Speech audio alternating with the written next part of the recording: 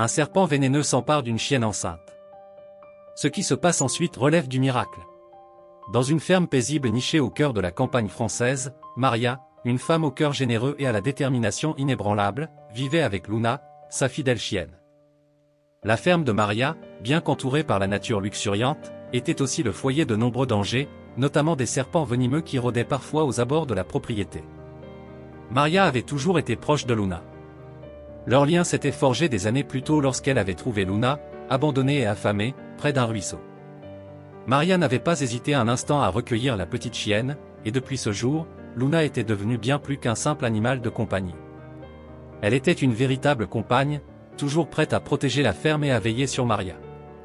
Ce matin-là, le soleil brillait haut dans le ciel, répandant une lumière douce sur les champs de blé doré. Maria, occupée à ses tâches quotidiennes, remarqua que Luna semblait particulièrement agitée. La chienne, habituellement si calme, ne cessait de tourner en rond, ses oreilles pointées et son regard fixé vers les hautes herbes à l'orée du bois. Inquiète, Maria posa son panier de fruits et s'approcha de Luna, caressant doucement son pelage pour la rassurer. « Qu'est-ce qu'il y a, ma belle ? Tu as senti quelque chose » murmura Maria, son regard suivant celui de Luna. Les aboiements soudains et insistants de Luna brisèrent le silence tranquille de la matinée, créant une atmosphère de tension et de mystère. Maria savait que Luna n'aboyait jamais sans raison. Quelque chose n'allait pas. Le cœur de Maria se serra lorsqu'elle vit une silhouette ondulante se glisser dans l'herbe. Une vipère, ses écailles luisant faiblement sous la lumière du soleil, avançait silencieusement vers la ferme. Maria, le souffle coupé, comprit immédiatement le danger imminent. La vipère semblait avoir trouvé son chemin vers la maison, attirée par la chaleur et peut-être par la présence de Luna. Avant que Maria ne puisse réagir, la vipère frappa. Luna, brave et protectrice, bondit en avant pour intercepter le serpent, aboyant furieusement pour le repousser. Mais la vipère, rapide et précise, planta ses crochets dans la patte de Luna, injectant son venin mortel. Luna poussa un cri de douleur qui résonna dans l'air, faisant écho dans le cœur de Maria. Paniquée, Maria se précipita vers Luna, son esprit tourbillonnant de peur et d'urgence. Elle savait que chaque seconde comptait. La morsure de la vipère pouvait être fatale si elle n'était pas traitée rapidement. Elle souleva délicatement Luna, qui gémissait faiblement, et la porta vers la maison. Ses pensées étaient un mélange de prières et de plans d'action. Elle devait trouver une solution, et vite. Le venin se propageait rapidement dans le corps de Luna, et Maria pouvait voir la douleur dans les yeux de sa fidèle compagne. Déterminée à ne pas laisser Luna mourir, elle se rappela des remèdes naturels que sa grand-mère lui avait appris. Peut-être y avait-il encore un espoir. Maria fouilla frénétiquement dans ses armoires à la recherche des herbes et des potions qui pourraient aider à contrer les effets du venin. Avec des mains tremblantes mais une détermination de fer, Maria prépara une infusion d'herbes censée ralentir la propagation du venin. Elle murmura des mots d'encouragement à Luna, qui luttait pour rester consciente. Le temps semblait s'étirer tandis que Maria appliquait les remèdes sur la plaie de Luna, priant pour que cela fonctionne. Le crépuscule approchait, apportant avec lui une fraîcheur bienvenue, mais aussi une ombre d'incertitude. Maria ne pouvait qu'attendre et espérer, son cœur lourd d'angoisse et de prière. Elle serra Luna contre elle, lui promettant silencieusement qu'elle ferait tout pour la sauver. Les étoiles commençaient à briller dans le ciel, et avec elles, un mince espoir illuminait le cœur de Maria. Luna se battait pour survivre, et Maria était déterminée à ne pas la laisser seule dans ce combat. Maria, les yeux pleins de larmes, tenait la patte de Luna avec une tendresse infinie. Elle se remémora le jour où elle avait trouvé Luna. C'était un jour d'automne, il y a 3 ans, alors qu'elle se promenait près de la rivière au fond de sa propriété. Elle avait entendu un faible gémissement et s'était précipitée pour découvrir une petite chienne, maigre et tremblante, abandonnée à son sort. Maria n'avait pas hésité une seconde. Elle avait enveloppé Luna dans son manteau et l'avait ramenée chez elle, lui offrant chaleur et sécurité. Peu à peu, Luna avait repris des forces, et une complicité indéfectible s'était installée entre elles. Maria se souvenait des nuits où Luna, encore craintive, se blottissait contre elle, trouvant un réconfort dans sa présence. Pendant que Maria appliquait l'infusion d'herbe sur la plaie de Luna, elle se perdait dans ses pensées. « Je dois la sauver », se disait-elle. « Elle a toujours été là pour moi, à ses côtés je n'ai jamais eu peur de rien. » Les souvenirs affluaient, et Maria revoyait tous les moments passés ensemble, les promenades, les jeux, et surtout le soutien silencieux de Luna pendant les moments difficiles. Luna avait été là quand Maria avait perdu sa mère, offrant une présence réconfortante quand les mots ne suffisaient plus. Maria lutta contre l'envie de céder à la panique. Je ne peux pas la perdre, pensait-elle. Elle est plus qu'une simple chienne, elle fait partie de ma famille. Elle continuait à murmurer des mots doux à Luna, espérant que sa voix apaiserait sa douleur. Accroche-toi, ma belle, je suis là. Nous avons surmonté tant de choses ensemble, nous allons surmonter cela aussi. La relation entre Maria et Luna était unique. Elles avaient développé une compréhension mutuelle profonde, un langage silencieux de regards et de gestes. Luna avait toujours semblé comprendre les émotions de Maria, la suivant comme une ombre bienveillante, et Maria trouvait en Luna une source de force inépuisable. Alors que Maria préparait une autre infusion, elle pensa aux interactions quotidiennes avec Luna. Le matin, Luna l'accompagnait toujours lors de sa routine dans la ferme, veillant sur chaque mouvement de Maria. Les soirées se passaient souvent dans la tranquillité de la véranda, Luna couchée à ses pieds, écoutant les bruits de la nature qui les entourait. La dynamique entre Maria et l'environnement naturel de la ferme était également particulière. Maria avait appris à utiliser les remèdes naturels de sa grand-mère, une femme sage qui connaissait les secrets des plantes. La nature, avec ses dangers et ses bienfaits, faisait partie intégrante de leur vie. Cette nuit-là, alors qu'elle s'occupait de Luna, Maria se sentit plus connectée que jamais à cet héritage ancestral de guérison naturelle. La lutte de Luna contre le venin était un rappel brutal de la fragilité de la vie, mais aussi de la résilience. Nous devons rester fortes, pensa Maria, en serrant un peu plus fort la patte de Luna. Elle se souvenait des paroles de sa grand-mère, la nature est notre allié, si nous savons écouter ses murmures. Ensemble, Maria et Luna avaient créé une bulle de sécurité et de confiance, au sein d'une nature à la fois menaçante et nourricière. Leur relation ne se limitait pas à la simple coexistence, c'était un véritable partenariat fondé sur l'amour et la protection mutuelle. Cette nuit-là, alors que le silence de la campagne était seulement troublé par les bruits des créatures nocturnes, Maria savait qu'elle ferait tout ce qui était en son pouvoir pour préserver ce lien précieux. Avec chaque heure qui passait, Maria veillait sur Luna, se promettant de ne jamais abandonner. Ensemble, elles avaient déjà traversé tant d'épreuves, et cette nouvelle menace ne ferait que renforcer leur lien indéfectible. Maria veillait toute la nuit sur Luna, luttant contre le venin qui menaçait de tuer sa chère amie. La ferme, d'habitude si paisible, était désormais un lieu de tension et d'incertitude. Le principal conflit auquel Maria devait faire face était la lutte contre le temps. Le venin de la vipère progressait rapidement, et Luna montrait des signes de détérioration. Son souffle devenait plus laborieux, et ses gémissements de douleur déchiraient le silence de la nuit. Maria était seule, sans accès immédiat à des soins vétérinaires.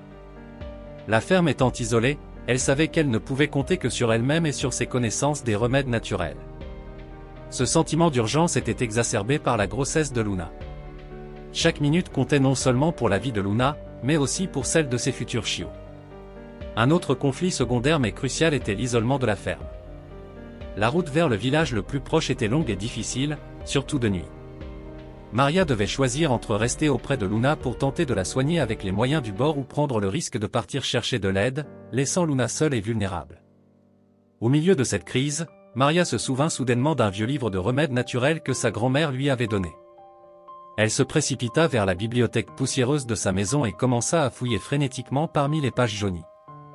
Ses mains tremblaient alors qu'elle cherchait une solution. Après plusieurs minutes de recherche, elle trouva enfin une section sur les morsures de serpents. L'espoir renaissait.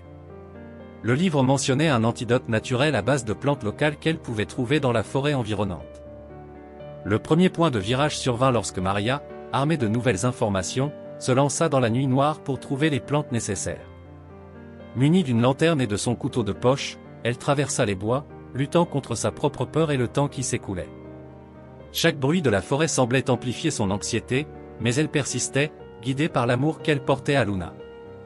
Après une recherche intense, Maria trouva enfin les plantes nécessaires. Elle les ramena à la ferme et prépara rapidement le remède selon les instructions du livre. Avec une prière silencieuse, elle administra l'antidote à Luna, espérant que cela fonctionnerait. Cependant, le soulagement initial se transforma rapidement en une nouvelle crise. Le remède semblait fonctionner partiellement, mais Luna entra soudainement en travail prématuré, probablement déclenché par le stress et le venin. Ce plot twist introduisait une nouvelle couche de tension. Maria devait maintenant non seulement s'assurer que l'antidote faisait effet, mais aussi aider Luna à accoucher de ses chiots. Elle se souvenait des conseils de sa grand-mère sur la façon d'aider une chienne en travail, mais la situation était bien plus complexe avec le venin encore actif dans le système de Luna. Alors que Luna luttait pour donner naissance, Maria redoublait d'efforts pour la soutenir. Les contractions de Luna étaient fortes et irrégulières, et Maria craignait le pire. Le stress et l'angoisse étaient palpables. Finalement, après des heures qui semblaient interminables, Luna parvint à donner naissance à un premier chiot, puis à un deuxième. Les petits étaient faibles, mais vivants. Maria savait que la bataille n'était pas encore gagnée. Le venin continuait de menacer la vie de Luna, et chaque chiot nécessitait des soins immédiats. La fatigue menaçait de submerger Maria, mais elle trouvait la force de continuer en pensant à tout ce qu'elle et Luna avaient traversé ensemble. Le deuxième point de virage survint lorsque Maria, épuisée mais déterminée, remarqua que Luna commençait à reprendre des forces. Le remède naturel, bien que partiellement efficace au début, semblait finalement contrer les effets du venin. Maria sentit une vague de soulagement l'envahir, mais elle savait qu'il fallait rester vigilante. La nuit était encore longue, et elle devait s'assurer que Luna et ses chiots survivent jusqu'au matin. Avec le jour naissant, Maria voyait enfin un signe d'espoir. Elle avait réussi à surmonter les défis immédiats, mais le combat pour la survie de Luna et de ses chiots n'était pas encore terminé. À l'aube, Maria était à bout de force, mais déterminée à ne pas abandonner. Le point de plus grande tension survint lorsque Luna, après avoir mis au monde ses chiots, montra des signes de détresse respiratoire. Maria sentit la panique monter en elle. Chaque respiration de Luna était laborieuse, et les petits gémissements des chiots ajoutaient une note poignante à l'atmosphère tendue. Maria savait qu'elle devait agir rapidement. Le remède naturel avait ralenti la progression du venin, mais Luna avait encore besoin de soins intensifs. Maria se précipita pour préparer une nouvelle dose de l'antidote, en augmentant légèrement la concentration des plantes pour renforcer son efficacité. Elle murmura des mots d'encouragement à Luna tout en administrant le remède, les larmes aux yeux. « Tiens bon, ma belle. Nous allons y arriver. » Les conséquences des actions de Maria étaient immédiates et visibles. Luna, malgré la douleur et la faiblesse, luttait pour rester consciente. Les chiots, bien que fragiles, cherchaient instinctivement la chaleur et la sécurité auprès de leur mère. Maria, voyant l'épuisement de Luna, prit l'un des chiots dans ses bras, lui offrant de la chaleur et du réconfort. Chaque minute qui passait était une épreuve de patience et de foi. Le soleil se levait lentement, inondant la ferme d'une lumière douce et dorée. Les premiers rayons du jour apportaient un mince espoir, mais Maria savait qu'il restait encore beaucoup à faire. Les heures qui suivirent furent cruciales. Maria ne quittait pas Luna des yeux, observant chaque signe de progrès ou de détérioration. Elle continuait à administrer les remèdes et à veiller sur les chiots, les nourrissant au compte-gouttes avec une solution de lait et d'eau. Finalement, après ce qui sembla une éternité, Maria remarqua un changement. La respiration de Luna devenait plus régulière, moins laborieuse. Les signes de détresse diminuaient, et un léger regain de force semblait animer la chienne. Maria, épuisée mais remplie d'un nouvel espoir, caressa doucement la tête de Luna. « Tu es une battante, Luna. Nous allons nous en sortir. » Le moment de résolution des dilemmes approchait. Maria continua de veiller sur Luna et ses chiots tout au long de la journée, surveillant de près leur état. Avec le temps, Luna commença à montrer des signes plus visibles de récupération. Les chiots, bien que faibles, semblaient également gagner en force, grâce aux soins attentifs de Maria. La situation critique s'était progressivement stabilisée.